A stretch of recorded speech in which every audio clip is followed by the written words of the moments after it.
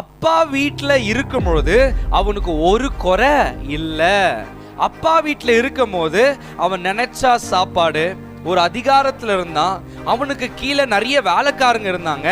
அவனுக்கு ஷூ போட்டு விடுறதுக்கு, துணி போட்டு விடுறதுக்கு, குளிப்பாட்டுறதுக்கு கூட, அவனுக்கு சாப்பாடு எடுத்துன்னு வந்து வைக்கிறதுக்கு எல்லாத்துக்குமே ஒரு வேலைக்காரங்களா. இங்க என்னன்னாக்கா இவனுக்கு யாருமே இல்லாத ஆயிட்டாங்க. செல்வழிச்ச நண்பர்கள் இல்லாத ஆயிட்டாங்க.